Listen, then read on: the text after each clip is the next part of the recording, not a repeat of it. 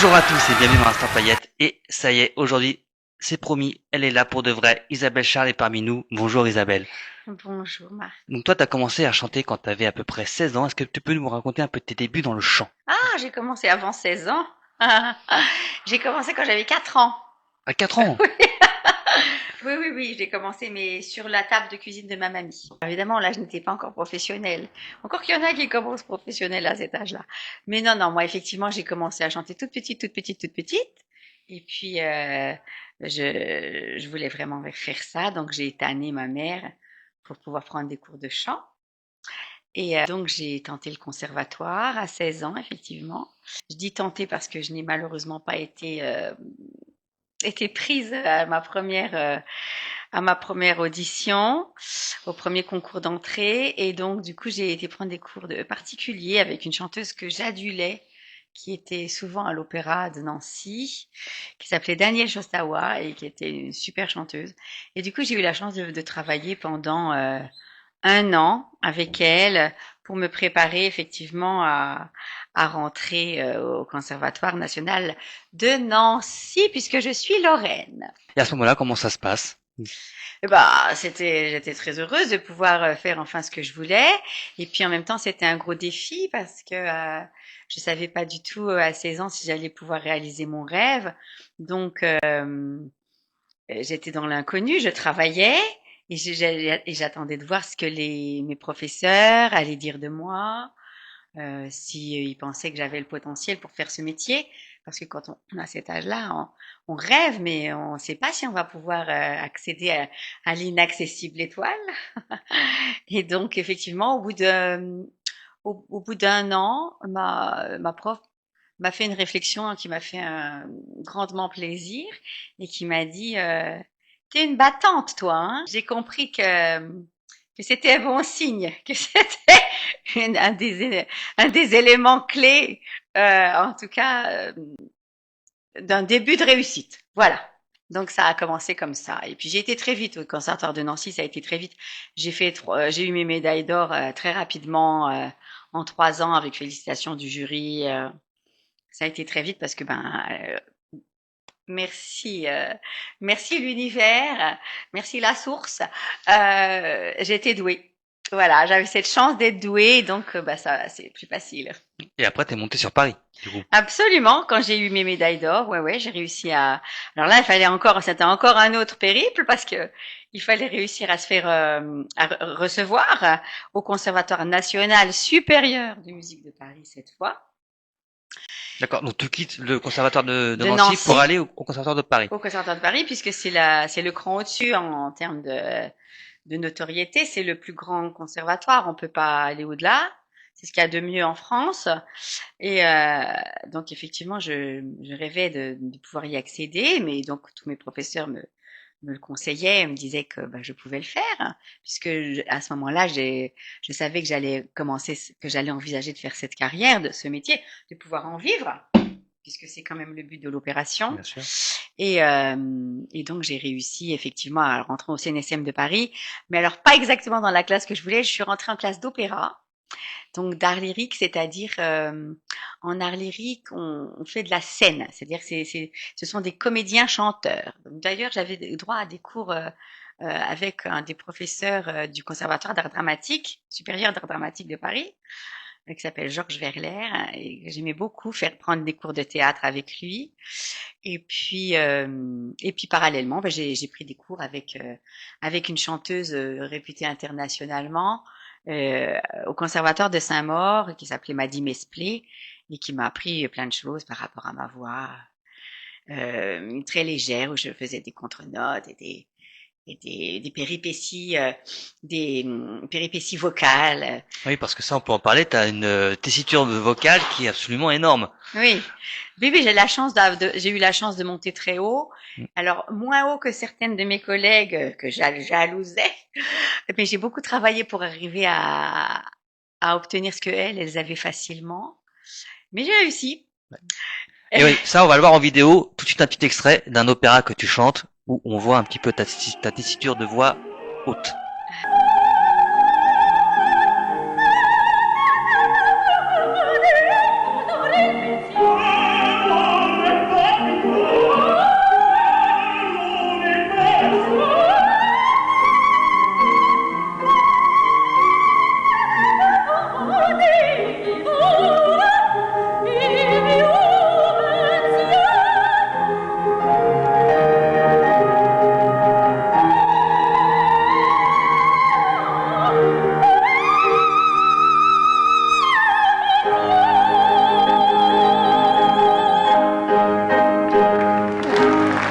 ça laisse rêveur quand même, hein. Ça laisse rêveur. C'était le bon temps. C'était le bon temps. C'était le bon temps Mais parce du coup, qu'avec l'âge, on perd un peu tout ça, hein, malheureusement. Hein. C'est dur. C'est un sport de haut niveau, le chant. En fait, plein de gens ne le savent pas. Ils croient qu'on chante comme ça, mais pas du tout. Il y a un énorme travail physique. Et quand on dit c'est un sport de haut niveau, c'est vrai. Il y a un entretien régulier, intensif, euh, physique, euh, qui fait que si on n'a pas cette forme physique, musculaire, c'est impossible de produire. En fait. Il faut vraiment travailler comme un sportif de haut niveau.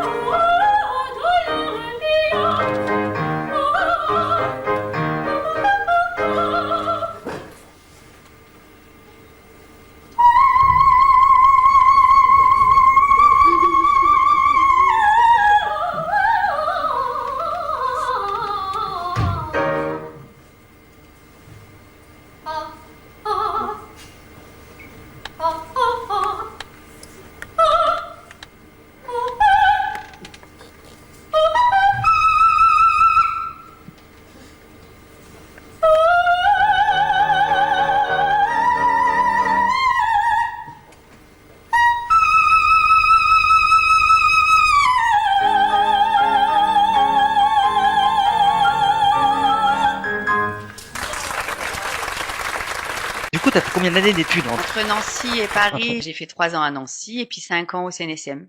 J'ai 8 ans. 8 ans d'études. Oui, c'est pour ça d'ailleurs que souvent, je dis, bah oui, moi j'ai bac plus 5, plus 8 même. Suite 8 ans d'études. Ouais. C'est incroyable. Et une fois que tu sors de tes cours, de ces cours, est-ce que le conservatoire t'envoie dans des castings ou est-ce que Et non, hein, non, ils font pas ça. Hein.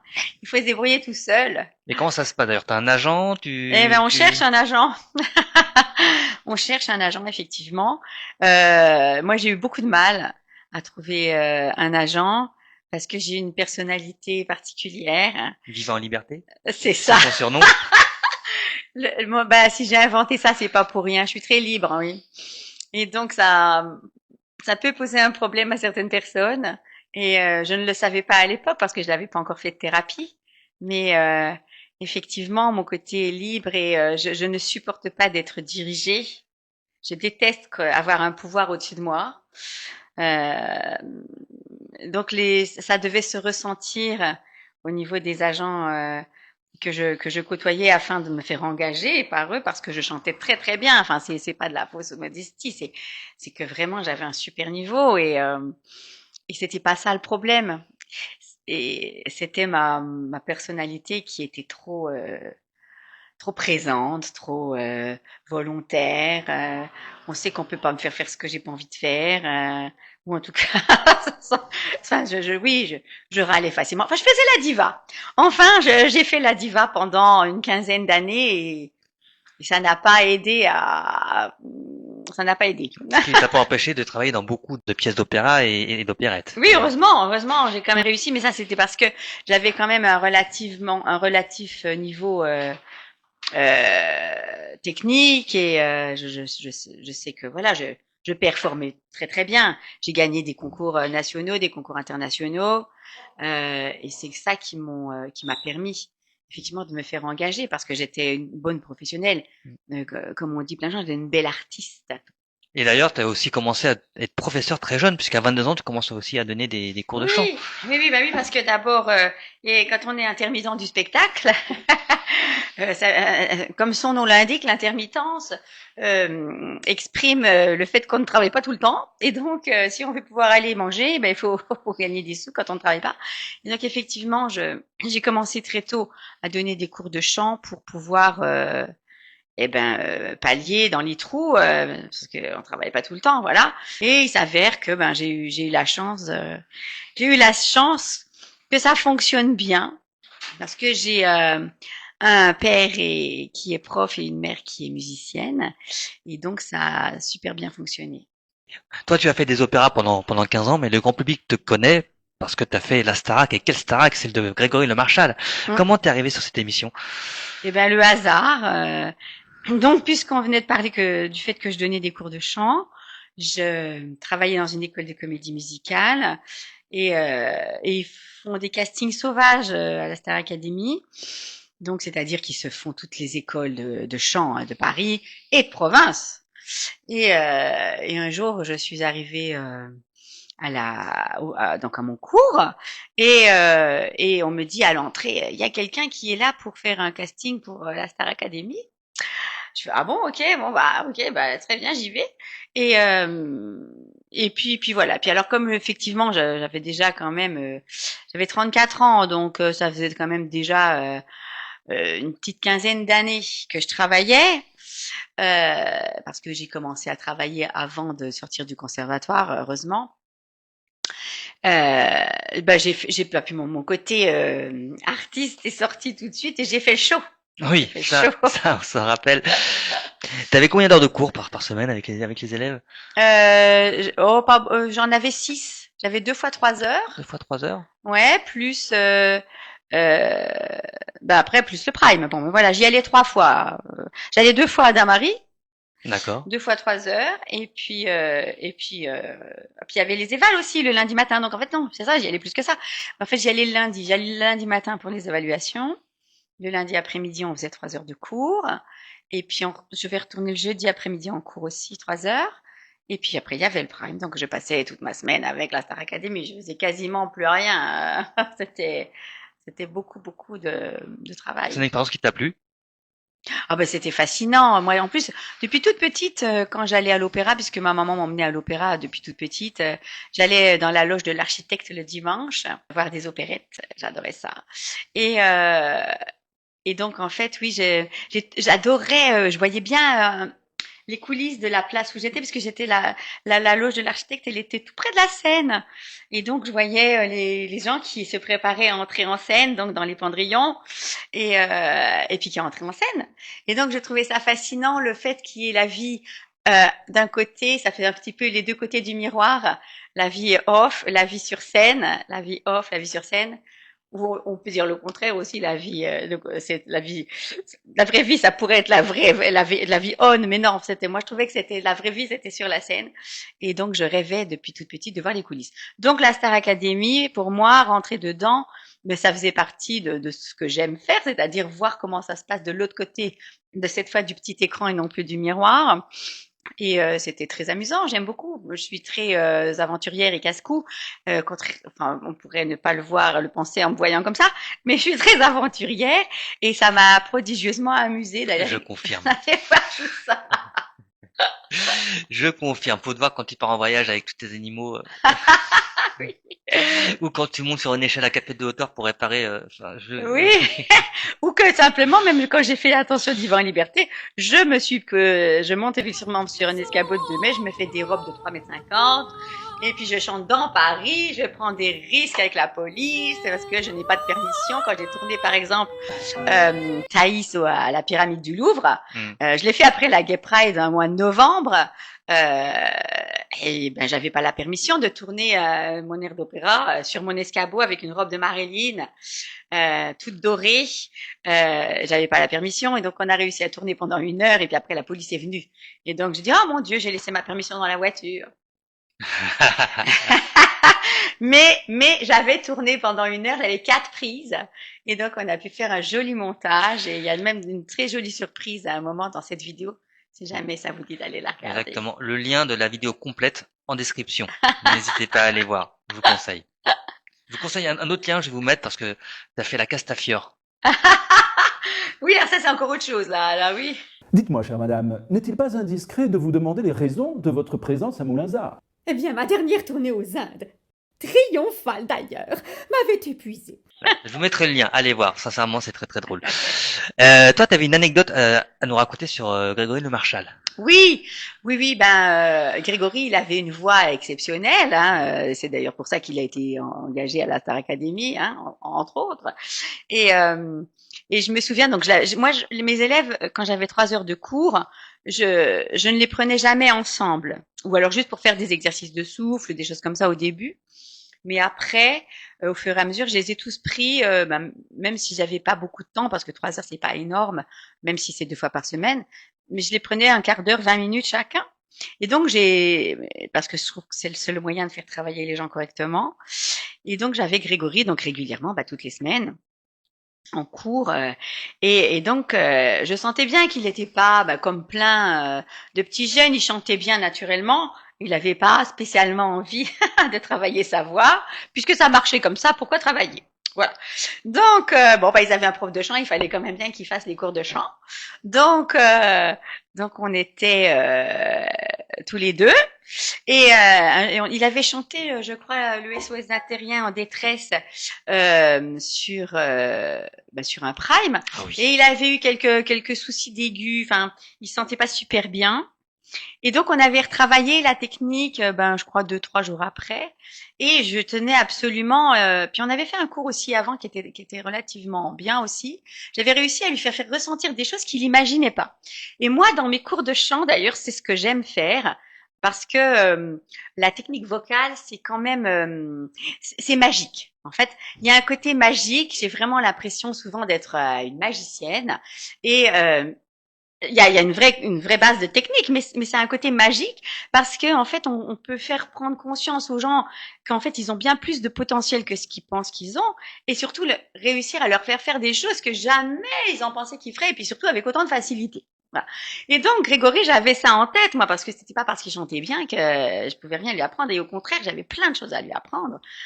Et en l'occurrence, par exemple, la connexion avec le souffle, pour que ce soit son corps qui travaille et pas ses cordes vocales, comme plein de gens le font malheureusement, et donc se font mal.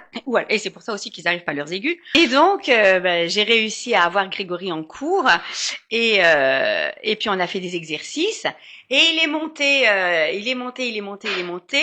au point que il s'est étonné, il en revenait pas, il était fou de joie. Il est venu m'embrasser, il m'a dit mais merci Isabelle, je t'adore, voilà. Alors voilà, donc j'étais très fière de moi parce que j'ai réussi à lui montrer qu'on pouvait, avec déjà le potentiel magnifique qu'il avait, se dépasser et puis surtout réussir à faire des notes qu'il avait jamais fait et aussi facilement. Voilà, donc j'avais fait mon job comme j'aime le faire avec tous mes élèves et qui se rendent compte que dis donc, oui, en fait on peut faire des choses extraordinaires quand on a un bon prof de chant.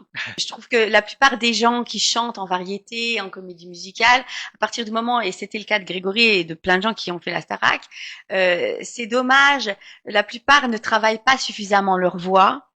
Et je trouve dommage qu'il n'ait pas cette conscience qu'un travail technique peut vraiment leur apporter énormément et que c'est vraiment important quand on veut quand on fait ce métier, quand on veut le faire, de trouver un bon prof de chant et parce que franchement ça a ce côté magique. On peut vraiment se dépasser et découvrir des nouvelles choses quand on travaille sa voix, voilà, avec quelqu'un qui sait le faire, évidemment. Et oui. Voilà. Donc, isabellecharles.com, en fait. Le lien en description, vous inquiétez pas, je vous mets tout.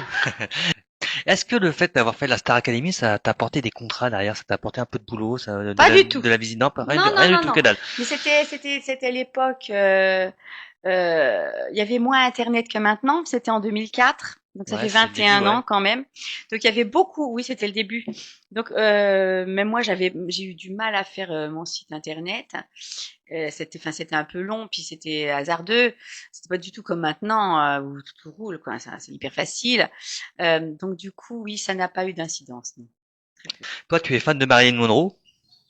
Oui. Et t'as fait un spectacle sur Marilyn Monroe? Absolument. Oui.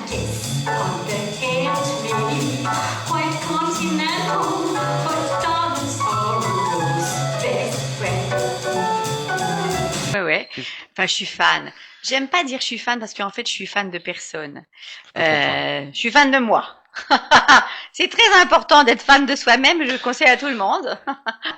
Oui, c'est très important d'être fan de soi parce que pour bien réussir dans ce métier, il faut aimer ce qu'on fait et s'aimer soi-même. Et ça n'a rien de péjoratif.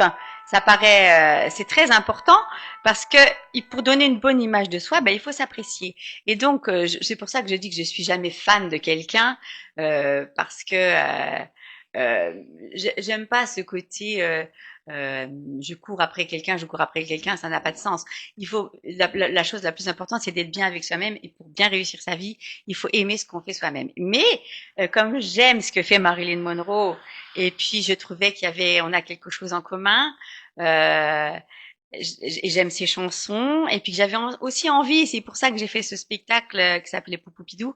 J'avais envie de faire autre chose que de l'opéra et de me rapprocher un peu des gens qui n'écoutent pas d'opéra en fait, tout simplement. Et c'est pour ça que les chansons de Marilyn, je trouve, se prêtaient bien parce que c'est du jazz et que ça n'est pas encore non plus de la variété, mais au moins je me décalais de l'opéra et ça m'a permis de rentrer dans un autre monde. Et puis les robes de Marilyn Monroe sont extraordinaires. J'en ai fait faire 8, exactement les mêmes que dans les films. J'ai été trouver le bijoutier du Lido qui m'a fait les mêmes bijoux que dans Gentlemen Prefer Blondes. Et voilà, donc je me suis fait plaisir avec ces sublimes robes. Et puis j'ai une de mes amies qui était au Lido, qui m'a fait mes chorégraphies, Aurore. Et puis voilà, on a monté un spectacle. C'est Aurore qui t'a fait tes chorégraphies. C'est Aurore du Lido. Aurore Thomé que je devrais bientôt interviewer, donc vous allez mettre un visage sur un nom. Mais Aurore, c'est une très bonne amie à moi qui a été danseuse au Lido et donc voilà. Donc, voilà, c'était une amie à moi aussi. Vous saurez bientôt de quoi on parle. Ouais. Merci beaucoup Isabelle. Oui. La semaine prochaine, je sais pas encore qui je reçois, mais ça sera la surprise. En attendant, prenez soin de vous. La petite cloche pour rien louper. Et à la semaine prochaine. Et moi, je serai ravie de vous recevoir en cours de chant. À l'aube de mon automne, je m'étonne, ça détonne du poker de ma vie. Derrière